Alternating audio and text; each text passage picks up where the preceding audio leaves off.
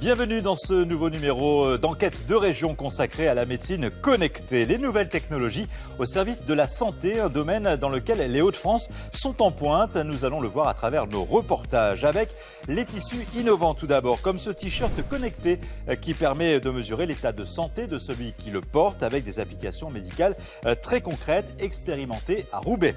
Nous découvrirons aussi une technologie révolutionnaire pour éviter les complications chez les nouveau-nés prématurés, mis au point au CHU d'Amiens, des électrodes permettant de surveiller le développement neuronal de l'enfant. À Amiens toujours, le SAMU teste une application pour intervenir plus rapidement. Le blessé est immédiatement géolocalisé grâce à son smartphone et son dossier médical transmis instantanément. Enfin, le mal de dos, dit le mal du siècle, soulagé par une ceinture abdominale, aussi appelée exosquelette, est développé par les jeunes ingénieurs d'une start-up lilloise. Enquête de région, c'est parti. Vraiment de l'innovation, ça a été développé, étudié. On récupère les signaux électriques qui sont émis par le cœur. Vous avez 128 électrodes là, qui sont disposées. C'est très confortable pour l'enfant parce que la pression elle est répartie un petit peu partout. Je savais pas ce que c'était, donc je me suis dit mince, ça va lui faire des coups d'électricité. J'ai un ami qui s'est blessé, j'ai mis un coup de tronçonneuse dans la main. My15 permet d'enrichir l'appel au 15. Ça aide à mieux faire ses exercices pour remuscler le dos. C'est un outil supplémentaire de soulagement. L'armée américaine et les forces spéciales qui nous ont contactés. À l'heure actuelle, les progrès de la médecine et les progrès technologiques sont considérables.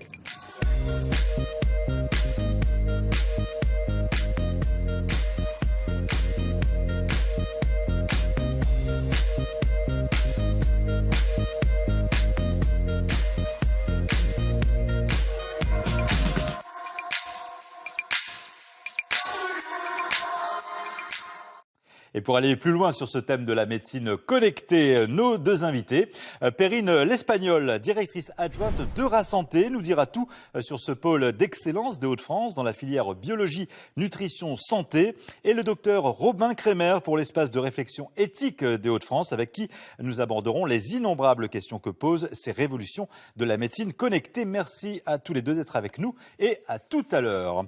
Et pour commencer, je vous propose un bond de quelques décennies en arrière. Dans le passé, nous allons voir à quoi ressemblaient les moyens technologiques au début des années 70. L'ordinateur fait son apparition dans le monde de la santé. Regardez, nous sommes en 1971.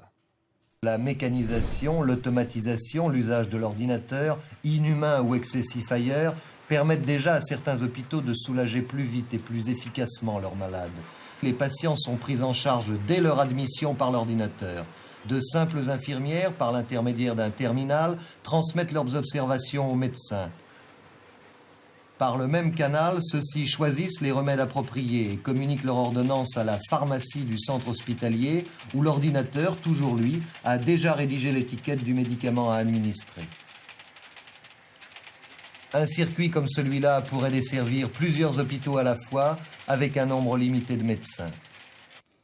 Et près d'un demi-siècle plus tard, bienvenue dans la médecine connectée. Alors, bracelets, montres, lunettes, les objets du quotidien, vous le savez, vous l'observez tous les jours, sont de plus en plus connectés. Une évolution qui profite aussi, évidemment, au domaine médical. Au CHRU de Lille, des puces sont greffées sur des patients souffrant de pathologies cardiaques. Elles permettent de suivre leur état de santé à distance. Et bientôt, un simple t-shirt développé par une start-up lilloise permettra aux professionnels de santé de veiller sur leurs patients.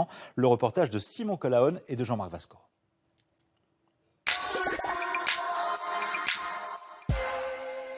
Dans notre monde ultra connecté, ces objets ont envahi notre quotidien. De la balance qui suit l'évolution de votre poids à la montre ou au bracelet qui vous dit si vous dormez bien ou compte vos pas après une petite séance de footing. Des objets où la question de la santé est une préoccupation constante. Mais vous allez voir que désormais, ils vont beaucoup plus loin, avec des applications médicales très poussées. Bienvenue dans le monde de la médecine connectée. Ce module. Nous voici dans les locaux d'une start-up lilloise, Iware Solutions. Donc on clipse le module pour qu'il rentre en fonctionnalité. Elle développe un sous-vêtement connecté à destination du grand public. Un vêtement qui permet de mesurer votre degré de bien-être. Donc après une période de calibration nécessaire, on a l'indicateur du niveau de bien-être qui s'affiche. Ce qu'on fait, c'est qu'on récupère les signaux électriques qui sont émis par le cœur, de la même manière que c'est fait dans les blocs opératoires par exemple. À un détail près, les électrodes classiques sont ici remplacées par ce dispositif directement intégré au sein même du tissu. En fait, c'est un fil entouré, enrobé d'argent, de manière à avoir un pouvoir de conduction qu'on n'a pas ailleurs sur le vêtement. On peut capter pas mal de données physiologiques. Là, en l'occurrence, nous, dans un premier temps, on se concentre sur les données cardiaques, okay, mais il y a d'autres informations, comme le rythme respiratoire. Par impédancemétrie, on pourrait avoir la mesure du taux de masse graisseuse, masse osseuse, masse hydrique, vous voyez. Pas mal de choses comme ça qu'on peut capter avec des capteurs faits ainsi, mais disposés à différents endroits du corps. Mais avant d'en arriver là, le sous-vêtement doit encore être amélioré. Un prototype confectionné ici dans les locaux de Damartex à Roubaix, la maison mère de notre start-up connue, vous le savez, pour ses vêtements chauds. Allons mon ami, un peu de cran. Un peu de cran. J'ai froid moi. Vous n'avez pas froid vous? Froid moi? Jamais. Mais aujourd'hui, oubliez le thermolactyle. Ces couturières doivent faire en sorte que les capteurs soient le plus près possible de la peau, sans nuire au confort du produit. Tout l'exercice, c'est de conserver l'élasticité. Un prototype presque finalisé, qui leur a demandé beaucoup de travail. C'est vraiment de l'innovation, ça a été développé, étudié, on a fait plusieurs maquettes avec les équipes pour intégrer toutes ces notions-là. Et des essayages, des tests portés, des tests en mouvement. Si le vêtement cherche simplement à mesurer votre bien-être, il utilise en revanche un algorithme puissant. Une méthode de calcul développée dans ce laboratoire de l'INSERM à Lille. Depuis le début, on en parle, ça permet vraiment d'avoir un contact. C'est ça. D'être au plus proche, de mieux capter. Ouais. Depuis un an maintenant, la start-up est en contact étroit avec l'équipe du professeur Régis Logier pour exploiter au mieux sa découverte. On travaille justement sur ces aspects de contact, d'impédance de la peau, de comment on peut améliorer le contact entre le vêtement et la peau pour avoir le meilleur signal possible. Il a donc développé un algorithme d'habitude utilisé pour mesurer la douleur des patients dans un bloc opératoire.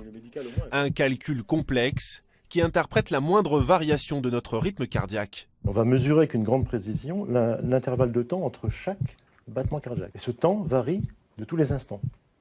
Pourquoi? Parce que le rythme cardiaque il est sous l'influence de notre système nerveux, et en particulier de notre système nerveux réflexe, qui est le système nerveux autonome, et qui, lui, est en réaction avec notre environnement, et en contre-réaction, donc il va effectuer des accélérations de fréquence cardiaque. Et c'est à partir de ça que le système est capable de dire si vous vous sentez bien ou mal. Deux sujets, donc dans un premier temps... Un outil si puissant que le vêtement connecté développé par Loïc et son équipe intéresse les professionnels de santé. Ce jour-là, une réunion est justement organisée pour réfléchir à une version professionnelle du produit et un usage plus médical. Dans les maisons de retraite par exemple, afin de surveiller l'activité des résidents. Type les vôtres, type EHPAD. L'idée étant de les accompagner dans le bien vieillir. Donc c'est vraiment notre leitmotiv. Le fait d'avoir une collecte de données presque en continu, ça nous permet ensuite de pouvoir comprendre les choses, de pouvoir se dire, ben voilà, si la personne elle n'a pas dormi, ben, c'est peut-être aussi par rapport à ça, donc on peut régler le problème, régler la cause, et aussi...